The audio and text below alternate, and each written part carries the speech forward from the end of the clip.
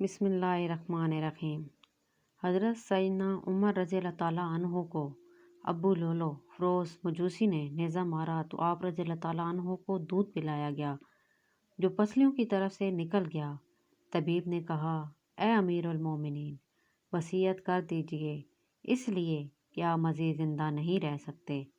سیدنا عمر رضی اللہ تعالیٰ عنہ نے اپنے بیٹے عبداللہ کو بلایا اور کہا، میرے پاس حذیفہ بن یمان کو لاؤ۔ حذیفہ بن یمان وہ صحابی تھے جن کو رسول اللہ صلی اللہ علیہ وآلہ وسلم نے منافقین کے ناموں کی لسٹ بتائی تھی، جس کو اللہ کے رسول اور حذیفہ کے علاوہ کوئی نہ جانتا تھا۔ حذیفہ رضی اللہ تعالیٰ عنہ حاضر ہوئے تو امیر المومنین سیدنا عمر رضی اللہ تعالیٰ عنہ گویا ہوئے، جبکہ خون آپ کی پسلیوں سے رس رہا تھا۔ حذیفہ، میں تجھے اللہ کی قسم دیتا ہوں، کیا رسول اللہ صلی اللہ علیہ وآلہ وسلم نے میرا نام منافقین میں لیا کہ نہیں؟ حذیفہ رضی اللہ تعالیٰ عنہ روتے ہوئے کہنے لگے، اے امیر المومنین، یہ میرے پاس رسول اللہ صلی اللہ علیہ وآلہ وسلم کا راز ہے، میں اس کو مرتے دم تک کسی کو نہیں بتا سکتا۔ سیدنا عمر رضی اللہ تعالیٰ عنہ کہنے لگے، حذیفہ، بلا شبہ یہ رسول اللہ صلی اللہ علیہ وآلہ وسلم کا راز ہے، بس مجھے اتنا بتا دیجئے کہ رسول اللہ صلی اللہ علیہ وآلہ وسلم نے میرا نام منافقین کے جدول میں شمار تو نہیں کیا؟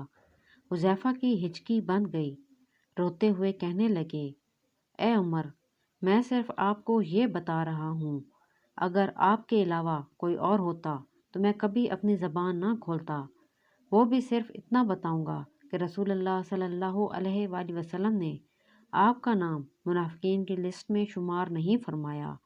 سیدنا عمر رضی اللہ تعالیٰ عنہ یہ سن کر اپنے بیٹے عبداللہ سے کہنے لگے، عبداللہ، اب صرف میرا ایک معاملہ دنیا میں باقی ہے، ابا جان بتائیے وہ کون سا معاملہ ہے؟ سیدنا عمر رضی اللہ تعالیٰ عنہ گویا ہوئے، بیٹا، میں رسول اللہ اور ابو بکر رضی اللہ تعالیٰ عنہما کے پہلو میں دفن ہونا چاہتا ہوں۔ اے میرے بیٹے، امیر المومنین عائشہ رضی اللہ تعالیٰ عنہ کے پاس جاؤ اور ان سے اجازت طلب کرو کہ عمر اپنے ساتھیوں کے پہلو میں دفن ہونا چاہتا ہے۔ ہاں بیٹا، عائشہ رضی اللہ تعالیٰ عنہ کو یہ نہ کہنا کہ امیر المومنین کا حکم ہے، بلکہ کہنا کہ آپ کا بیٹا عمر آپ سے درخواست گزار ہے۔ ام المومنین عائشہ رضی اللہ تعالیٰ عنہما کہنے لگیں، میں نے یہ جگہ اپنی قبر کے لیے مختص کر رکھی تھی، لیکن آج میں عمر کے لیے اس سے دستبردار ہوتی ہوں۔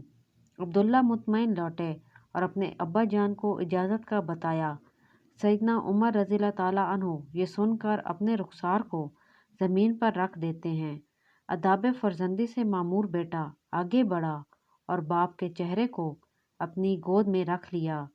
باپ نے بیٹے کی طرف دیکھا اور کہا، اس پیشانی کو زمین سے کیوں اٹھایا؟ اس چہرے کو زمین پر واپس رکھ دو، ہلاکت ہوگی عمر کے لیے اگر اس کے رب نے اس کو قیامت کے دن معاف نہ کیا۔ اس کے بعد سیدنا عمر رضی اللہ تعالیٰ عنہ بیٹے کو وصیت کر کے اس دار فانی سے کوچ کر گئے، جب میرے جنازے کو اٹھایا جائے اور مسجد نبوی میں میرا جنازہ پڑھا جائے تو حذیفہ پر نظر رکھنا، کیونکہ اس نے وعدہ توڑنے میں تو شاید میرا حیا کیا ہو، لیکن دھیان رکھنا کہ وہ میرا جنازہ بھی پڑھتا ہے یا نہیں۔ اگر تو حذیفہ میرا جنازہ پڑھے تو میری میت کو رسول اللہ صلی اللہ علیہ وآلہ وسلم کے گھر کی طرف لے جانا اور دروازے پر کھڑے ہو کر کہنا، یا ام المومنین، اے مومنوں کی ماں، آپ کے بیٹے عمر کا جسد خاکی آیا ہے۔ ہاں، یہاں یہ بھی یاد رکھنا، امیر المومنین نہ کہنا، عائشہ مجھ سے بہت حیا کرتی ہے۔ اگر تو عائشہ رضی اللہ تعالیٰ عنہما اجازت مرمت فرما دیں گی تو ٹھیک، اگر اجازت نہ ملے تو مجھے مسلمانوں کے قبرستان میں دفنا دینا۔ عبداللہ بن عمر رضی اللہ تعالیٰ عنہ کہتے ہیں، ابا جان کا جنازہ اٹھایا گیا تو میری نظریں حذیفہ پر تھیں۔ حذیفہ آئے اور انہوں نے ابا جان کا جنازہ پڑھا۔ میں یہ دیکھ کر مطمئن ہو گیا اور ابا جان کی میت کو عائشہ رضی اللہ تعالیٰ عنہ کے گھر کی طرف لے کر چلے گئے۔ یہاں ابا جان کے دونوں ساتھی آرام فرما رہے تھے۔ دروازے پر کھڑے ہو کر میں نے کہا، اماں جان، آپ کا بیٹا عمر دروازے پر کھڑا ہے، کیا آپ اس کو دفن کی اجازت دیتی ہیں؟ اماں عائشہ رضی اللہ تعالیٰ عنہ نے کہا، مرحبا، امیر المومنین کو اپنے ساتھیوں کے ساتھ دفن ہونے پر مبارک ہو۔ اللہ راضی ہو عمر سے، جنہوں نے زمین کو عدل کے ساتھ بھر دیا، پھر اللہ سے اتنا زیادہ ڈرنے والے۔ اس کے باوجود رسول اللہ صلی اللہ علیہ وآلہ وسلم نے عمر کو جنت کی وعدہ دی۔ سبحان اللہ، جزاک اللہ الخیر۔